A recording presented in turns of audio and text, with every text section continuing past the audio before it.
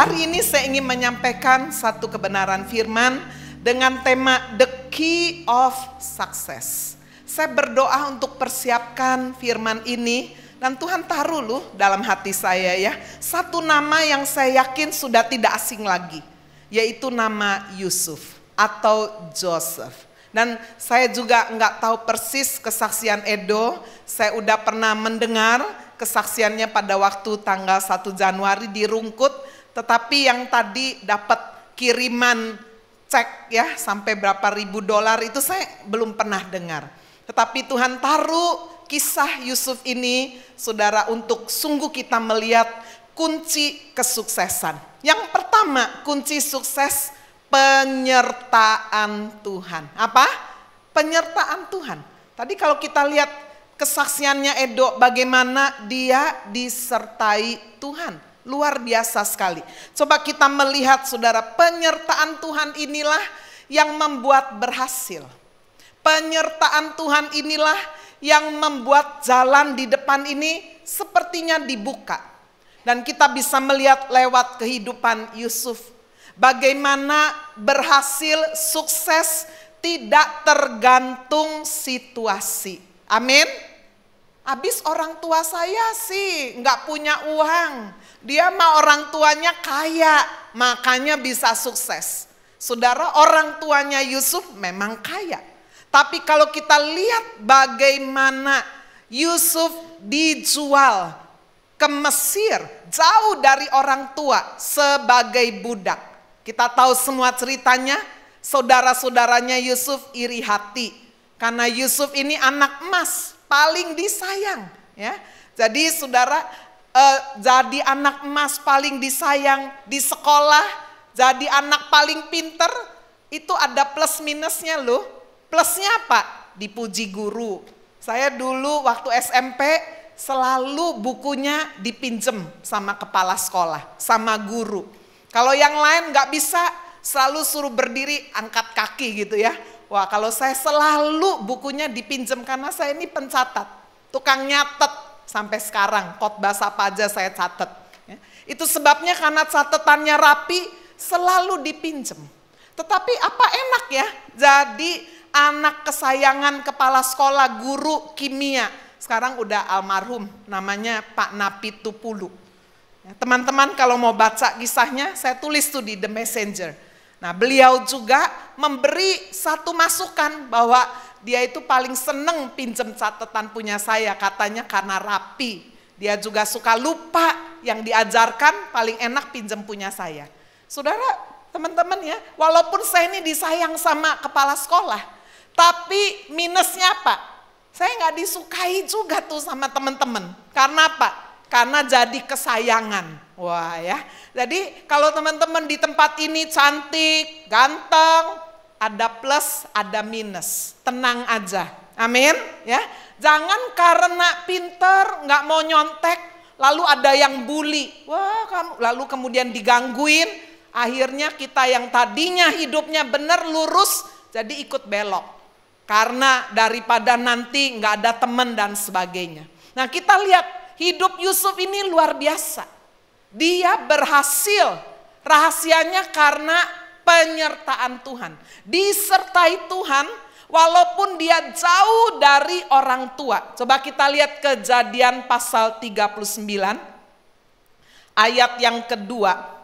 Kejadian 39 ayat yang kedua dikatakan, tetapi Tuhan menyertai Yusuf sehingga ia menjadi seorang yang selalu berhasil dalam pekerjaannya. Tinggallah ia di rumah tuannya, orang Mesir itu.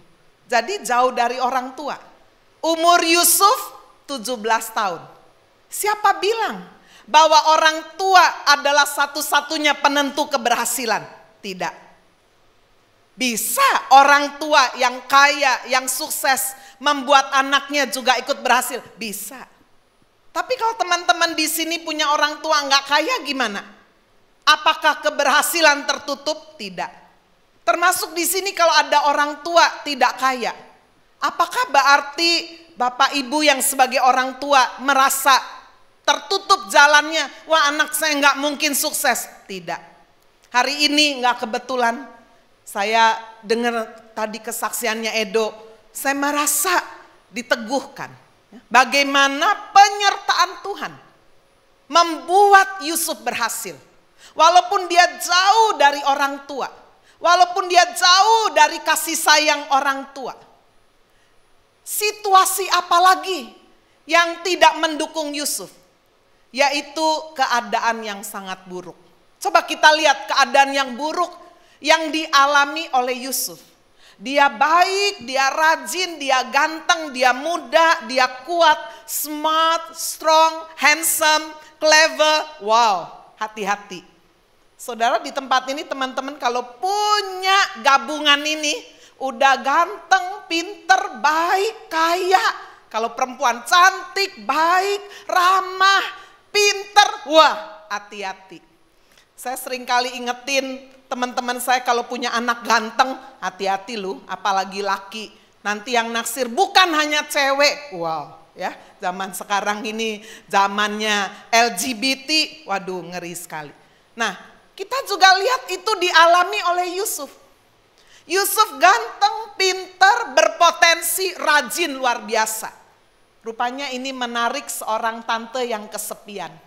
Suaminya sibuk kerja terus. Paling sering di rumah siapa? Yusuf. Semua pekerjaan, semua tanggung jawab diserahkan kepada Yusuf. Sehingga Spotifar ini terpesona.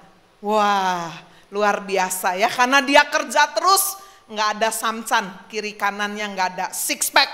Wah, badinya, tubuhnya atletis. Selalu senyum, saya bayangkan Yusuf ini so handsome, so kind, so friendly, so diligent. Semua yang baik-baik ada dalam diri Yusuf. Tetapi coba kita lihat bagaimana istri Potifar berusaha menggoda Yusuf. Coba kita lihat ya, keadaan yang buruk. Kejadian pasal 39 ayat 21. Sampai kemudian karena Yusuf terus digoda dan gak mau, kita tahu semua ceritanya, Yusuf harus masuk penjara. Betul? Apakah dengan masuk penjara sangat buruk sekali nasibnya Yusuf? Semua keberhasilannya sudah tamat, the end. Udah gak ada lagi, gak mungkin sukses. Apakah itu, saudara-saudara sekalian, menjadi akhir hidup Yusuf? Tidak. Kita melihat bukti firman ini luar biasa. Kejadian 39 ayat 21. Tetapi Tuhan menyertai Yusuf dan melimpahkan kasih setianya kepadanya dan membuat Yusuf kesayangan bagi siapa? Kepala penjara. Tadi kesayangan dari Potifar, Yusuf jadi budak.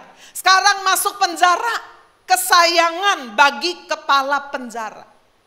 Penyertaan Tuhan membuat teman-teman, membuat saya, membuat Edo berhasil.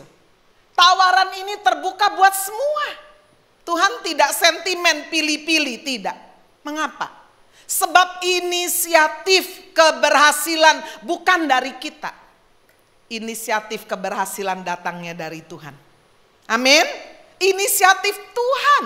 Coba kita lihat dalam Yohanes pasal 15 ayatnya yang ke-16. Yohanes pasal yang ke-15 ayatnya yang ke-16, kita melihat di situ bagaimana Tuhan memberikan satu inisiatif yang luar biasa.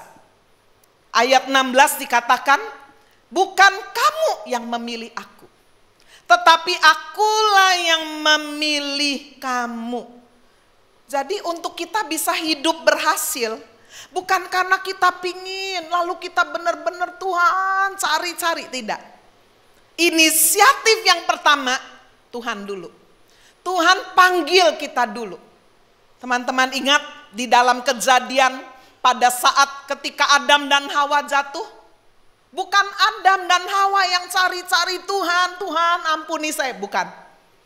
Tuhanlah yang berinisiatif, mencari, di manakah engkau? Sampai hari ini Tuhan tetap mencari. Inisiatif tetap datang dari Tuhan. Bukan engkau yang memilih aku, kata Tuhan. Tetapi akulah yang memilih kamu. Teman-teman ada di tempat ini, saudara ada di tempat ini, Tuhan yang memilih saudara ada di tempat ini. Amin. Untuk apa? Untuk apa kita hidup di dunia yang sementara, yang semuanya sulit? Ada orang tua yang mungkin enggak memperhatikan anaknya. Saya seringkali menerima konseling lewat WhatsApp. Bu, orang tua saya enggak cinta sama saya. Saya kalau peluk-peluk papa saya dipukul. Loh, kok ada ya orang tua kayak begini? Papa saya kalau punya uang enggak pernah mau kasih saya. Tapi saya harus kerja. Kalau saya punya uang, saya harus kasih papa saya. Wah, ini memang langka sih. Tetapi saya selalu katakan kepada anak ini, kalau kamu punya orang tua kayak begini, serahkan sama Tuhan. Kamu mengandalkan Tuhan aja, enggak usah andalkan orang tua. Orang tuanya habis kayak begitu. Mau anaknya enggak pulang, kalau anak ini pulang kemalaman, mamanya bilang, kamu enggak usah pulang, udah nginep aja di salah satu rumahnya siapa gitu. Umurnya baru 16 loh. Wah, ini orang tua enggak normal ya. Tapi ada orang tua seperti ini. Itu sebabnya saya berkata kalau kamu bergantung terus kepada orang tua, kamu kecewa, pahit, akhirnya hidupmu rusak. Hari ini kita dengar firman Tuhan. Bukan engkau yang memilih aku, kata Tuhan. Akulah yang memilih kamu supaya apa? Supaya hidup kita berguna. Supaya kamu bisa pergi. Pergi apa? Pergi dari ketakutan kita. Pergi dari cara hidup pentingkan hanya diri sendiri. Pergi dari cara hidup menyalahkan. Abis orang tua saya sih, abis teman saya sih, abis situasinya sih, abis susah sih, Melbourne mahal sih, abis begini sih, gurunya sih sentimen. Paling gampang. Pergi dari semua situasi atau cara hidup yang hanya menyalahkan orang lain, menyalahkan lingkungan. Untuk apa dikatakan? Menghasilkan buah. Kalau Tuhan sudah berinisiatif memanggil kita, supaya hidup kita berguna. Amin. Anak-anak muda, hidupmu berguna. Jangan pernah berkata hidup saya nggak ada gunanya. Orang tua saya nggak cinta saya. Pacar saya putusin saya. Orang juga nggak perhatiin saya. Jangan. Tuhan menghendaki hidup kita berbuah, menghasilkan buah, hidupnya berguna, dan hidupnya harus stabil. Sebab dikatakan supaya buahmu itu tetap. Jangan kadang berbuah, kadang enggak, kadang seneng, kadang nangis, kadang rajin ke gereja, kadang males. Buahmu itu tetap. Saya lihat Edo nggak kebetulan ya. Ini saya buka rahasia sedikit, nggak apa-apa ya Pak ya? Nggak apa-apa ya? Ya. Dulu Edo ini mau dibaptis saudara. Lalu kemudian mamanya Bu Sandra ini datang sama saya. Bu Agnes, papanya nggak kasih baptis. Padahal kan harus pakai surat. Suratnya harus ada kartu keluarga, harus ini. Suratnya dipegang papanya. Nggak boleh baptis. Waktu itu Edo masih kecil ya. Saya bilang tunggulah, nanti udah jangan buru-buru. Udah tahun depan datang lagi. Bu Agnes, Edo nih sungguhan mau dibaptis. Persyaratan singer HFC harus dibaptis. Wah ini ya wis, masa gara-gara dia kepingin dibaptis melayani nggak boleh. Terus saya lihat dia, coba panggil. Anaknya udah remaja. Edo mau sungguh-sungguh percaya Tuhan, percaya. Sayalah yang kasih izin. Pak, maaf ya Pak ya. Pak, maaf ya Pak. Sayalah yang kasih izin. Udah, yang kali ini nggak usah pakai surat. Udah, ini Edo udah remaja, udah cukup dewasa. Udah, dia punya jalan hidup sendiri. Biar dia memberi diri hidupnya dipakai Tuhan. Saya percaya bahwa keputusan yang pernah Edo ambil pada waktu remaja, saya yakin ya kalau sampai papanya mau hadir, dia bilang sama saya, Bu, Edo ini miracle from God. Pasti hidup Edo sudah berguna berbuah. Amin. Buahnya harus stabil. Masih lama, perjalanan masih panjang. Itu sebabnya kita perlu meneguhkan hati supaya hidupmu stabil dan dikatakan buahmu tetap. Sehingga, nah inilah keberhasilan saudara. Apa itu hidup berhasil? Coba baca ayat terakhir, ayat 16b. Apa yang kamu minta kepada Bapa dalam namaku, diberikannya kepadamu. Saudara, apa ada definisi berhasil lebih hebat dari ini? Minta apa saja dikasih. Coba tunjukin ada yang lebih berhasil nggak? Ini mintanya bukan sama orang tua loh. Kalau orang tua punya duit, saudara minta, dia punya, kasih. Kalau dia nggak punya gimana? Aduh nak, sorry nak, papa lagi tongpes ini, lagi nggak ada, gimana? Tapi kalau saudara minta sama Tuhan, ini luar biasa. Apa saja yang kamu minta, berhasil. Tuhan beri. Bukankah itu janji berhasil yang hebat sekali? Amin. Penyertaan Tuhan. Inilah the first key of success. Yang kedua kita lihat kunci keberhasilan adalah takut Tuhan. Inilah yang dimiliki oleh Yusuf. Apa sih arti nama Yusuf? Arti nama Yusuf itu ditambahkan. Artinya dia punya cuma ini aja dirinya. Tapi karena dia takut Tuhan, ditambahkan hidupnya. Yusuf ini hidup takut Tuhan. Hidup kudus. Kejadian pasal 39 ayat 9b. Bagaimanakah mungkin aku melakukan kejahatan yang besar ini dan berbuat dosa terhadap Allah? Wah, luar biasa. Saudara, orang kalau takut Tuhan sangat takut berbuat dosa. Bagaimana mungkin aku melakukan kejahatan yang besar ini? Orang tuaku ada di Israel, ada di Kanaan, nggak tahu aku di Mesir di sini. Ini ada tante yang cantik sekali. Kalau saya mau aja tidur sama dia, masa depan saya cemerlang. Betul nggak? Saya jadi brondongnya. Ya. Dia kan umurnya mungkin sudah 30 lebih. Ini Yusuf baru 17 tahun. Wah, ini kesempatan yang besar. Tadi kita dengar kesaksiannya Edo juga. Kalau saya terima ini diam-diam saya tutup aja, nggak ada yang tahu. Saya bisa hidup dengan uang ini 3 bulan. Tetapi takut Tuhan. Bagaimana mungkin aku melakukan kejahatan yang besar ini dan berbuat dosa terhadap Allah? Wow, inilah hidup kudus. Hidup kudus itu bukan takut satpam. Wih, nanti digerebek satpam. Takut polisi. Oh, ini lampu merah kiri kan nggak ada polisi. Wah, itu namanya takut polisi. Kalau di Melbourne takut ditilang. Oh enggak, takut Tuhan. Bukan takut orang tua, bukan takut pendeta. Wis nggak ada pendeta ya, ayo kita mabok wis. Enggak. Nggak ada guru, wis kita nyontek. Tidak, takut Tuhan. Bagaimana aku melakukan kejahatan yang besar dan berbuat dosa terhadap Allah? Mengapa Yusuf lakukan ini? Karena dia mengingat kasih Tuhan.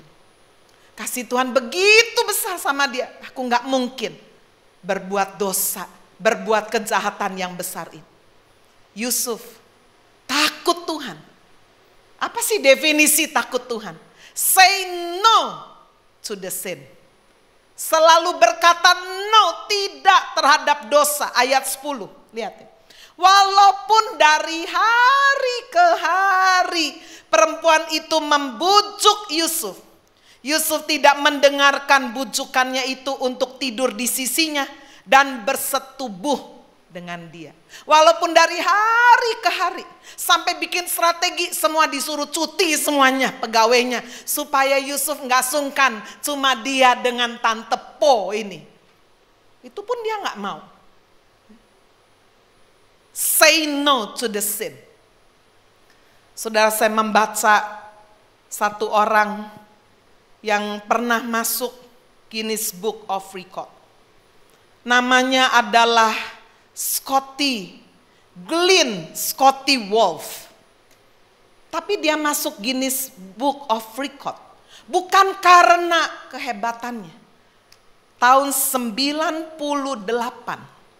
Glenn Scotty Wolf yang pernah masuk pemegang rekor dunia, kawin 29 kali.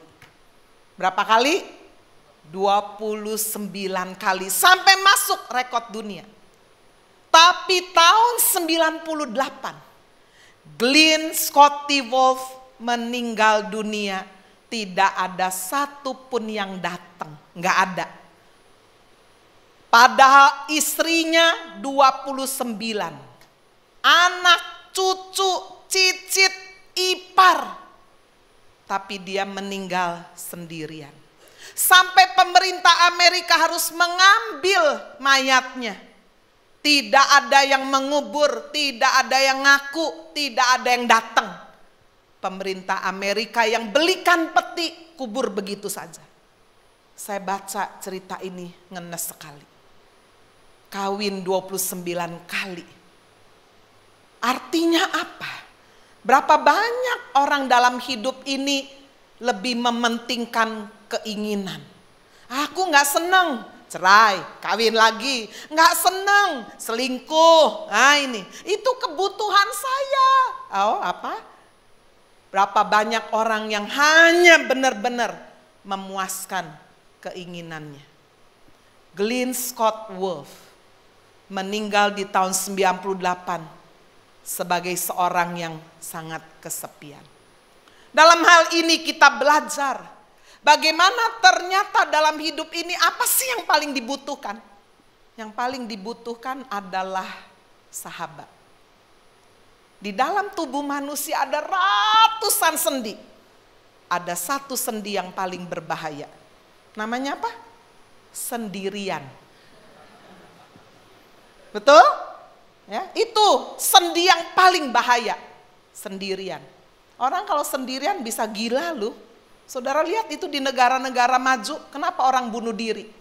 Sendirian, begitu rame, pulang apartemen sendirian, mau apa sendirian, apa sendirian, serem ya. Itu sebabnya kenapa Glenn Scott Wolf mati sendirian. Karena dia tidak punya komitmen dalam hidup ini. Saudara anak muda, ada yang keluarga muda di sini, saudara harus punya komitmen. Menikah itu 1 kali seumur hidup. Amin. Ya, bukan kalau nggak cocok cerai, nggak cocok lagi cerai lagi. Nanti saudara punya sendi yang paling bahaya ini, sendirian. Komitmen. Pernikahan yang paling dibutuhkan adalah apa? Bisa bersama-sama seumur hidup. Anak udah besar, udah punya kesibukan sendiri, tapi suami istri akan bersama-sama sampai maut memisahkan. Yusuf punya komitmen untuk menjauhkan dirinya dari dosa. Say no to the sin. Yang ketiga, yang terakhir. Hidup takut Tuhan adalah run from the sin. Lari dari dosa. Kejadian 39 ayat 12. Lalu perempuan itu memegang baju Yusuf sambil berkata, marilah tidur dengan aku. Ini perempuan gak tahu malu ya. Sudah gak mau, masih digandoli. Ayolah, please sup, ucup. Kalau di Bandung ya orang Sunda. Please lah, aku kalau gak sama kamu aku bisa bunuh diri lu. Please lah. Sekali aja gak ada yang tahu, gak ada. Apa yang dilakukan oleh Yusuf? Yusuf tidak hanya say no to the sin. But he runs from the sin. Dia lari menjauhkan diri dari dosa. Marilah tidur dengan aku, tapi Yusuf meninggalkan bajunya di tangan perempuan itu. Dan ia lari keluar. Hari ini kita melihat 2 kunci sukses. Kunci sukses yang pertama apa? Penyertaan Tuhan. Jika kita disertai Tuhan, apa saja yang dilakukan pasti berhasil. Dan kita harus ingat penyertaan Tuhan tidak tergantung tempat, tidak tergantung situasi, tidak tergantung manusia. Inisiatif keberhasilan datang dari Tuhan.